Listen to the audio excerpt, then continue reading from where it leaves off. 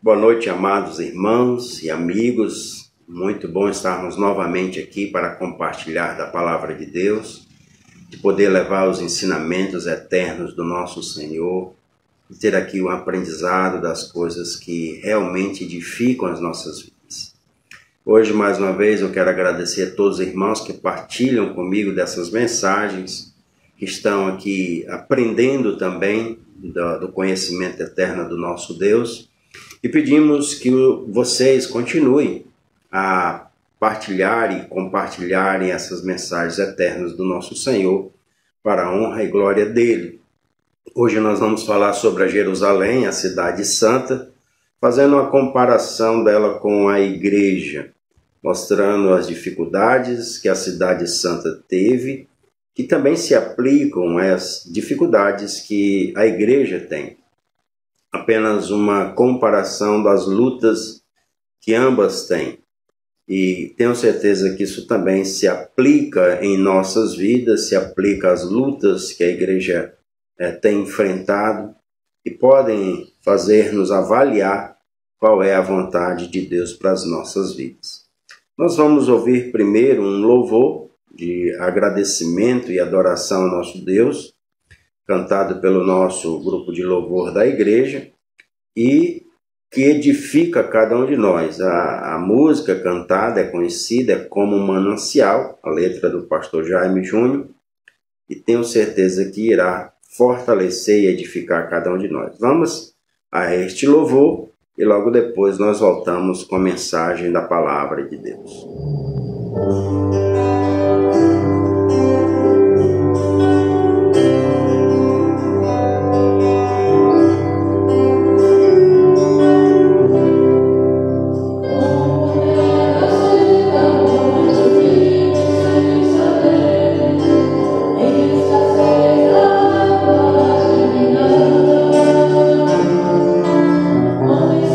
Esperança e sem Deus,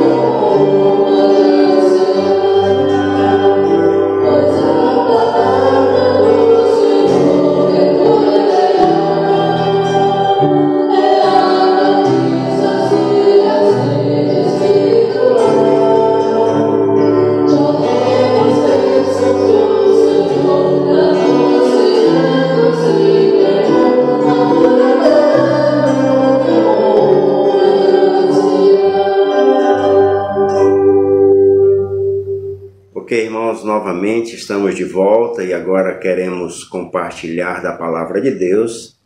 Vamos estar abrindo as nossas Bíblias em Neemias, no capítulo 7, e vamos ler do versículo 1 ao versículo 4.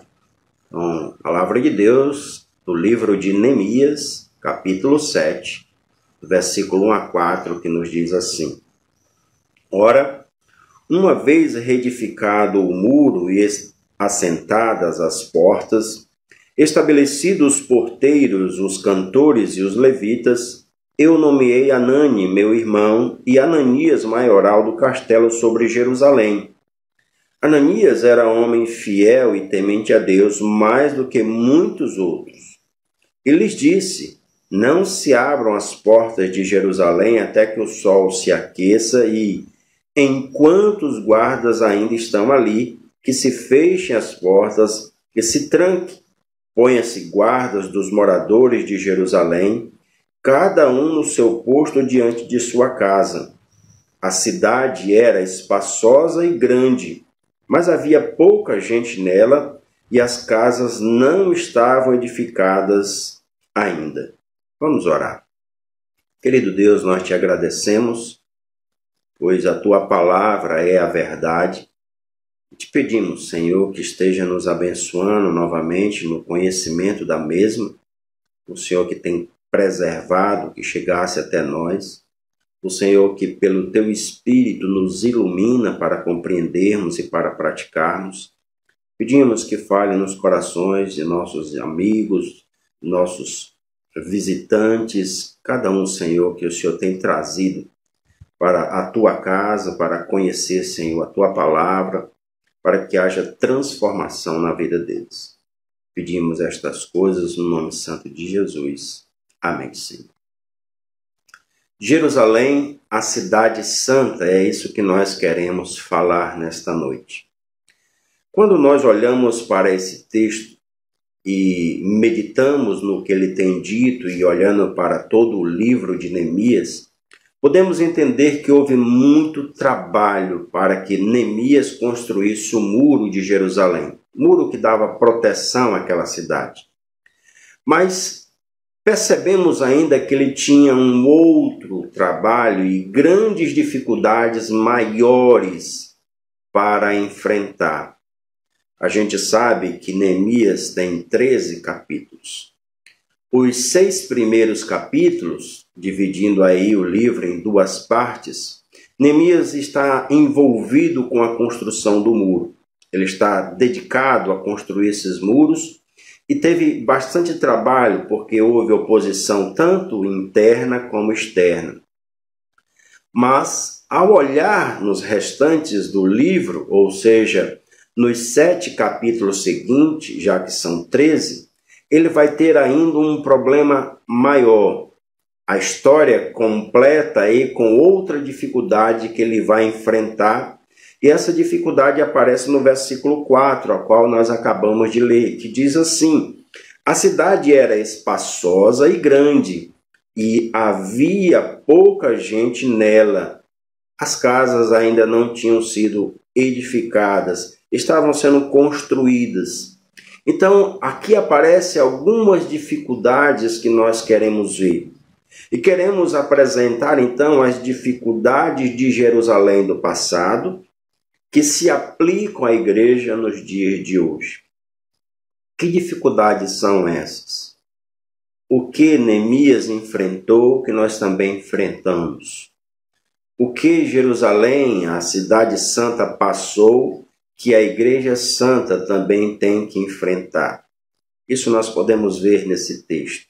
Neemias nos apresenta algumas dessas dificuldades. E eu quero destacar pelo menos 3 dificuldades. A primeira dificuldade que Neemias enfrentou na Jerusalém do passado é que a cidade tinha pouca gente. É isso que aparece no texto que nós lemos. Existia pouca gente naquela cidade e nós sabemos os motivos. Por que existia pouca gente naquela cidade? Jerusalém era uma cidade perseguida, uma cidade de guerra, uma cidade que tinha enfrentado vários conflitos. O último desse período foi em 586, quando Nabucodonosor invadiu a cidade e tocou fogo naquela cidade, destruindo até mesmo o templo e levando parte das coisas sagradas daquele templo. Então, a cidade estava destruída. Não era seguro morar naquela cidade. Poucas pessoas ficaram lá, que não foram levadas para o exílio da Babilônia. E muitas delas não moravam sequer mesmo na cidade porque estava devastada. Era uma cidade difícil de se morar devido à perseguição e os conflitos que ela enfrentou durante toda a história e que a gente consegue comprovar isso ainda hoje. Ela enfrenta, de fato, perseguição cotidiana dos seus inimigos que estão ao seu redor. Então a cidade é uma cidade difícil de se morar. Talvez algumas pessoas até quisessem estar em Jerusalém, entrar em Jerusalém, mas ficar ali e morar ali era difícil. Olhando para isso, nós podemos comparar também com a igreja. Isso também acontece com a igreja. Não são muitos os que resistem na igreja, principalmente quando a igreja é a igreja verdadeira. Jesus diz claramente para nós que estreita é a porta e apertado o caminho que conduz para a vida, e são poucos os que acertam com ela, em Mateus 7,14. Isso então é a característica da igreja do Senhor. Também é uma igreja difícil de se viver. Também é uma igreja difícil de permanecer. Também é uma igreja que enfrenta dificuldades. Pedro diz que é com dificuldade que o justo é salvo, em 1 Pedro 4,18. Então, com muitas dificuldades, também nós vamos enfrentar para chegar, de fato, até o dia do nosso arrebatamento, até o dia da nossa redenção. É com muita dificuldade. A igreja também é perseguida pela difamação, é perseguida pelos inimigos espirituais e é perseguida pelo mundo. Nós podemos ver algo tão atual nos nossos dias agora com relação a essa pandemia. Ou seja, é permitido que se faça campanha, se aglomere em benefício de uma escolha para os nossos governantes futuros, mas a igreja é prejudicada, aquela que sustenta, de certa maneira, as pessoas nas suas orações, que sustenta os governos nas suas intercessões, que está intercedendo pelo povo, mas é proibida ou é limitada. Então nós podemos ver que há uma perseguição, às vezes que parece mínima, mas é sutil. A igreja é perseguida. Há uma guerra que se trava entre a luz e as trevas diariamente. E alguns não querem passar por isso. Alguns não querem enfrentar isso. Por isso que são poucos os que permanecem na igreja. Por isso são poucos os que entram no reino dos céus, porque não querem ter dificuldades. É bem interessante que as escrituras falam que algumas pessoas se alegram por pouco tempo com a verdade, mas logo que são confrontadas por ela, se entristecem e se vão. É com muita dificuldade também que a igreja enfrenta os problemas do dia a dia. E poucos, de fato, querem insistir, querem perseverar ou permanecem na igreja. Por isso também a igreja tem pouca gente. Era a dificuldade da cidade de Jerusalém e é a dificuldade da igreja de hoje. A igreja verdadeira não é feita de grandes multidões. A igreja verdadeira geralmente tem poucas pessoas, porque poucas pessoas querem passar ou enfrentam as dificuldades. Muitos, na verdade, querem a prosperidade e uma vida regalada de tudo que esse mundo pode oferecer. Mas dificuldades não. Assim como Jerusalém passou por essa dificuldade, a igreja também passa nos dias atuais. Essa é a primeira dificuldade. A segunda dificuldade que nós podemos destacar aqui é que a cidade não tinha casas. E veja que Neemias deixa isso muito claro. Não havia casas ainda lá, estavam sendo edificadas. Então era preciso reconstruir tudo. As casas foram destruídas devido à desobediência do povo. Lembra-se que o que eles estavam enfrentando era porque eles abandonaram a palavra de Deus, porque eles deixaram a vontade de Deus de lado e foram então disciplinados, foram corrigidos.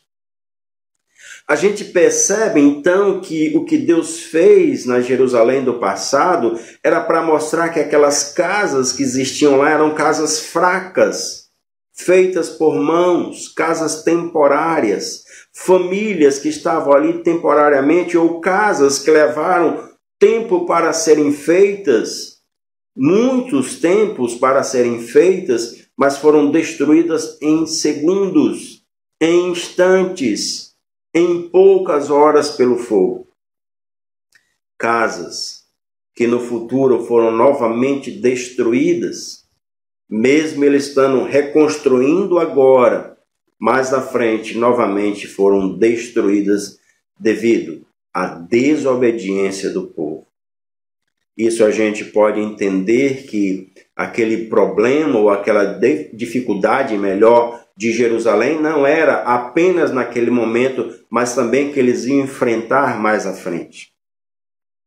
Eu creio que, ao olhar para isso e ver a cidade de Jerusalém com dificuldades para reconstruir as suas casas, assim também a igreja sofre.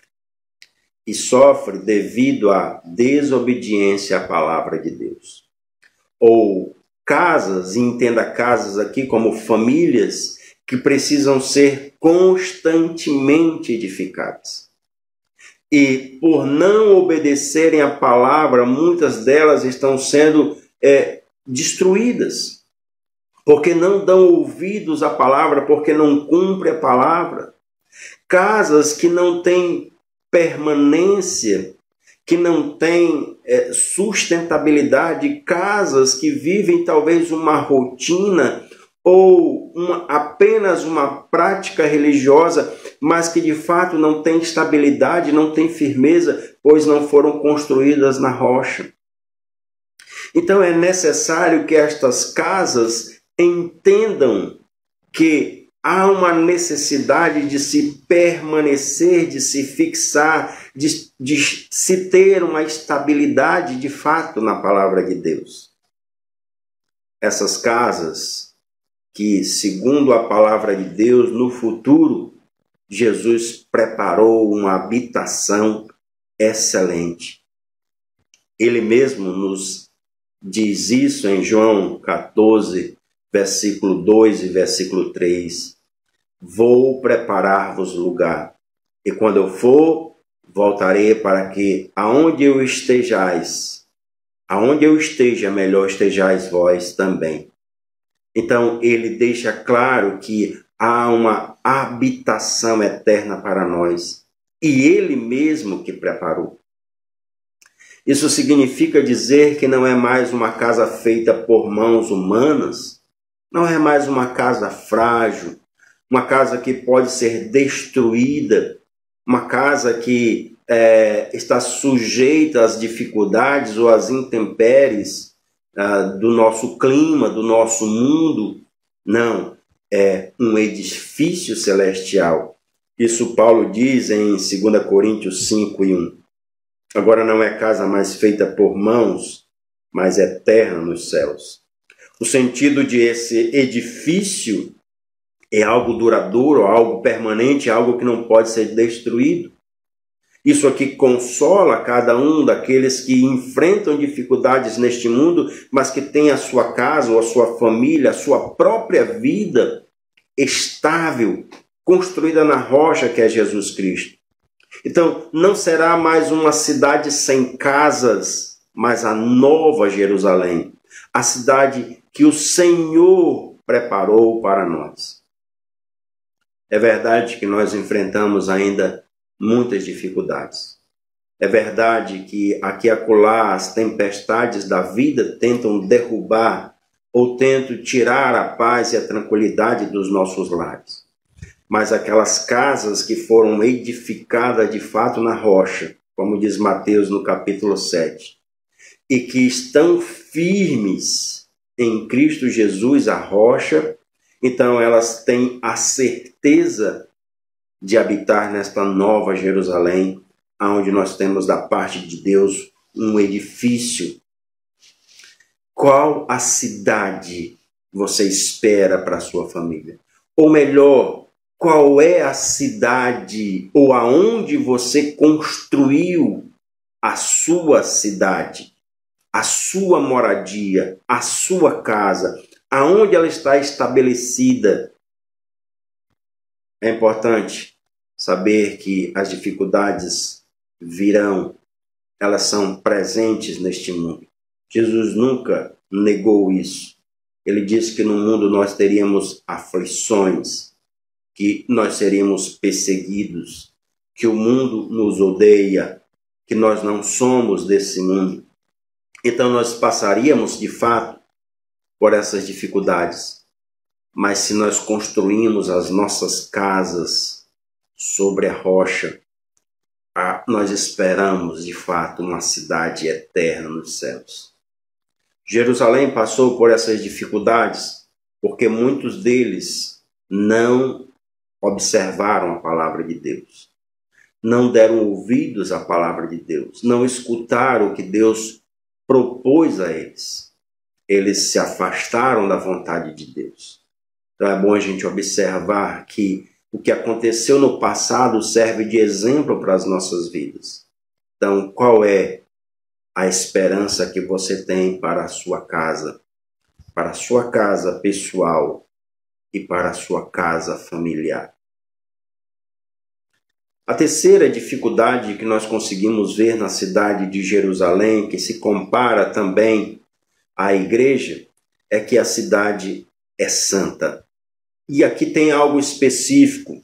Olha, isso aparece em Neemias um pouco mais na frente, no capítulo 11, versículo 1, que diz assim: os principais do povo habitaram em Jerusalém, mas o seu restante deitou sorte para trazer 1 de 10 para que habitassem na santa cidade de Jerusalém. Aqui é aonde a Bíblia descreve com clareza que aquela cidade era santa. Apesar das perseguições, apesar das lutas, apesar das dificuldades, a cidade era diferenciada, era uma cidade santa. Agora essa cidade santa, com os muros construídos e também com as casas edificadas, precisavam de pessoas, precisavam de moradores naquela cidade.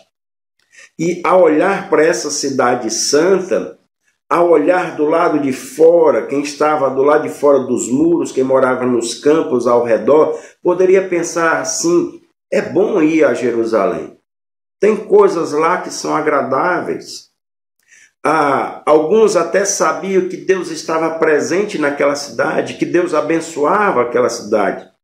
A bênção do Senhor estava lá porque o que Neemias fez em 52 dias na reconstrução dos muros e depois na construção também das casas, só podia ser de Deus. Algumas pessoas entravam em Jerusalém e trabalhavam nessa reconstrução. Estavam presentes lá, mas morar lá era outra coisa. E por que é outra coisa? Porque a cidade é santa. Só os santos entram e permanecem. Só os de fato que são santos devem ficar naquela cidade. E ao olhar para isso, por isso que Neemias diz aqui, havia pouca gente naquela cidade, a cidade é santa, então os santos é que vão permanecer.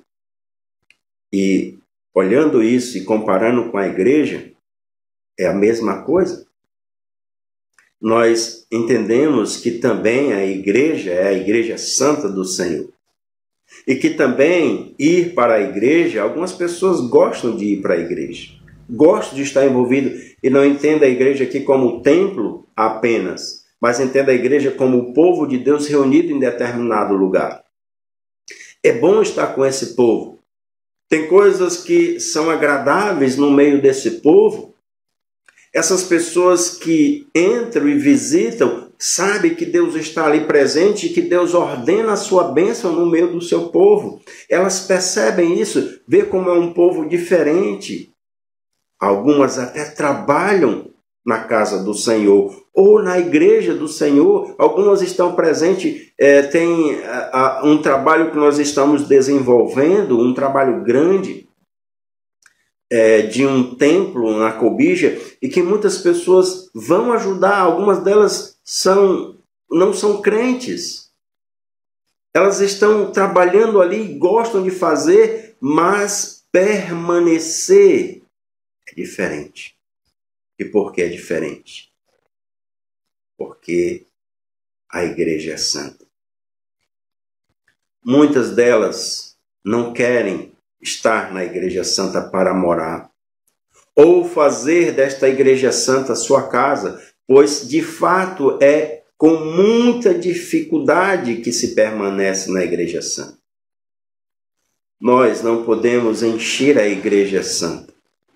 Por mais que a gente gostaria que essas pessoas que visitem, que fazem parte do trabalho, que ajudam no trabalho, que estão lá dispostas e com muita alegria, às vezes, de colocar a sua força, a sua energia naquele trabalho, mas elas não podem ser obrigadas a estarem na igreja. Tem que ser voluntário e tem que ser por santificação. Veja que o próprio texto que a gente leu aqui em Neemias capítulo 11 mostra isso. Diz que eles procuravam 1 de 10 para habitar na cidade. Quer dizer, 9 partes daquele povo não queria estar na cidade. E diz o texto também que, no versículo 9, o povo bendisse todos os homens que voluntariamente se ofereciam ainda para habitar em Jerusalém. Então, para habitar em Jerusalém era voluntário e não obrigado.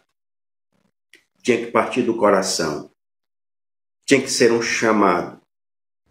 Tinha que ser um desejo verdadeiro. E os outros até aplaudiam. Os 9 que ficavam do lado de fora diziam, que coisa boa. Voluntariamente eles foram. Porque a cidade era santa. Então, 1 dentre 10 ia morar, ia permanecer na cidade santa. Isso confere com o que a Bíblia diz também, no Novo Testamento, que diz, muitos são chamados, mas poucos são os escolhidos. E por que isso é difícil? Porque a igreja é santa. E a igreja, sendo santa, requer um padrão elevado, um testemunho elevado. Requer, de fato, uma transformação, uma mudança. Essas próprias pessoas que trabalham na igreja santa percebem isso e entendem. Não, eu preciso melhorar de vida, eu preciso deixar algumas coisas. Elas não entendem, na verdade, que é Deus que faz isso. Elas querem fazer pela sua própria conta, mas não conseguem morar e permanecer na igreja santa, porque ainda não foram santificados. Veja como a Bíblia também coloca esse padrão de santidade com relação à morada em Jerusalém no Salmo 15, quando ela diz assim, quem, Senhor, habitará no teu santo ou no teu tabernáculo? Quem há de morar no teu santo monte? E as características seguem agora. Os que vivem com integridade e praticam a justiça e de coração fala a verdade. O que não difama com a sua língua, não faz mal ao próximo, nem lança injúria contra o seu vizinho. O que aos seus olhos tem por desprezível ao réprobo, mas honra os que temem ao Senhor. O que jura com dano próprio não se retrata. O que não empresta o seu dinheiro com usura, nem aceita suborno contra o inocente. Quem deste modo procede não será jamais abalado. Então esta ou são as características daqueles que habitariam no santo lugar ou na santa cidade. Por isso que de 10, um apenas poderia entrar. Mais uma vez, fazendo uma comparação da porta estreita, do caminho apertado. Então, a grande maioria não quer viver com regras, não quer viver em santidade. E quando começa a notar o padrão que o Evangelho coloca, ou a transformação que o Evangelho demonstra naqueles que aceitaram de fato, eles não querem morar na Cidade Santa. Não querem, não desejam fazer parte da Igreja Santa. Eles não permanecem na Igreja Santa. Se alegram por pouco tempo, mas logo se entristecem quando vê o padrão. Olhando para as nossas vidas, fazendo uma comparação conosco, estamos gostando apenas de visitar a igreja ou queremos permanecer na casa de Deus? Ou temos a certeza que fazemos parte da família de Deus? Será que nós estamos entrando na igreja entendendo que ela é santa e precisamos ser santos, ou achamos que devemos viver de qualquer maneira? Que podemos viver na Igreja Santa do mesmo jeito que vivemos no mundo, que não deve haver transformação. Será que nós estamos na Igreja de Deus apenas a trabalho, ou porque nós fomos escolhidos dentre muitos?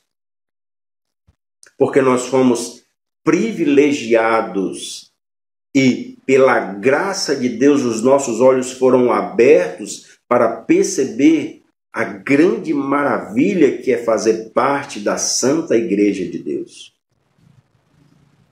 Por qual motivo nós estamos de fato na igreja? Lembra que, assim como a cidade de Jerusalém, que só entra os santos, pois a cidade é santa, também na igreja de Deus só permanece os santos, porque a igreja é santa. Lembra que o Senhor nosso Deus também diz isso em Pedro: sede santos, porque eu sou santo. Ou sede separados, vivei uma vida de santidade para se identificar comigo. Entrar na cidade santa, só os santos. E a Bíblia também deixa isso claro, eu quero compartilhar com os irmãos lá em Apocalipse, falando da Nova Jerusalém, e como a Bíblia descreve os que entram nessa Nova Jerusalém. Ela diz em Apocalipse capítulo 21, versículos de 2 a 4, da seguinte forma: vi também a cidade santa, a Nova Jerusalém que descia do céu, da parte de Deus, ataviada como noiva, ou seja, enfeitada como noiva, para o seu esposo. Então ouvi grande voz vinda do trono dizendo: eis o tabernáculo de Deus com os homens, ou seja, a igreja de Deus com os homens. Deus habitará com eles, e eles serão um povo de Deus, e Deus mesmo estará com eles. E lhes enxugará dos olhos toda a lágrima, e a morte já não existirá, já não haverá luto, nem pranto, nem dor, porque as primeiras coisas passaram. A cidade santa, a cidade preparada para habitar os santos de Deus, junto com o próprio Deus Todo-Poderoso. Ele será a nossa igreja, ele será a nossa luz ali. Então, a pergunta que fica é: o que fazer então para ser santo? Como você pode ser santo para morar na santa cidade? A Bíblia também diz isso.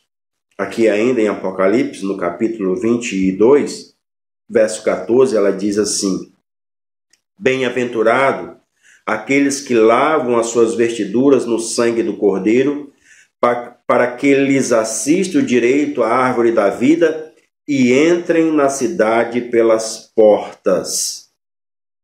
Entrem na cidade de forma correta, ou entrem na cidade pelo meio que Deus assim estipulou. Qual é o meio? Lave-se no sangue do Cordeiro.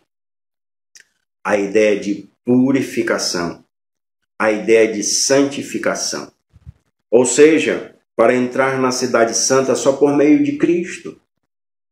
Temos que nos arrepender dos nossos pecados. Temos que confessar a Cristo os nossos pecados e reconhecer que precisamos da sua graça. Necessitamos dessa graça. Nós somos carentes desta graça. Assim é possível ser santo. Não pelas nossas obras, não pelas nossas bondades, não pela aquilo que nós fazemos que agrada ao mundo, mas pelo sacrifício de Cristo podemos ser santos, lavando sim as nossas vestiduras, as nossas vidas no sangue do Cordeiro. Aqui aceitando o seu sacrifício por nós, que ele pagou o preço do nosso pecado. Assim, temos a certeza que somos santos. Aliás, a gente vê várias vezes o apóstolo Paulo escrevendo isso às igrejas, aos santos que estão em Éfeso, ou em Tessalônica, ou em Roma, ou em Corintos, santos em Cristo Jesus. Posicionalmente santos e impossíveis de perder esta santidade, porque é dada por Cristo. Só os santos em Cristo entram na cidade santa. Que você também seja um desses. Que você também confesse a Deus os seus pecados. Peça a Ele para lhe santificar em Cristo Jesus. Pois, de fato, Ele é rico em perdoar. Ele não só perdoa os nossos pecados, como também purifica, se confessarmos os nossos pecados. Entendermos que precisamos ser santos por meio de Cristo. Que Deus aplique esta palavra em teu coração. Que você também possa fazer parte da igreja de Deus. Não só frequentar, não só trabalhar, não só desfrutar das bênçãos do povo de Deus e da igreja de Deus, mas ser uma bênção também, junto com o povo de Deus. Que assim Deus aplique esta palavra em teu coração. Vamos orar. Querido Deus e Pai Santo, nós te agradecemos por tua palavra. Pedimos que o Senhor fale nos corações que estão ouvindo, que haja transformação, que haja mudança de vida. E que a gente possa conhecer, se assim for do teu agrado, aqueles que foram transformados pelo teu Espírito por meio desta palavra, Senhor. Possamos colocar na tua igreja, a igreja local, a igreja visível, para edificá-los, para fortalecê-los. Seja aonde quer que estejam, Pai, mas para que eles possam crescer com o genuíno leite da tua palavra, Senhor. É no nome de Jesus que te pedimos. Amém, Senhor. Então, nós queremos agradecer aos nossos irmãos, nossos amigos, todos que compartilham conosco. Novamente, peço aos irmãos que compartilhem, que dê o seu like na mensagem, que coloque o seu comentário. Isso as redes sociais entendem como algo relevante e também passam essas mensagens, oferecem essas mensagens para outras pessoas. Então, é uma forma de você estar divulgando a palavra de Deus nos nossos dias, né? É um evangelismo, vamos dizer, através das mídias. E que esta palavra, sabemos que ela não volta vazia, vem a edificar várias pessoas que estão a ouvi-la e possam ser transformadas pela palavra de Deus. Então, nosso boa noite a todos.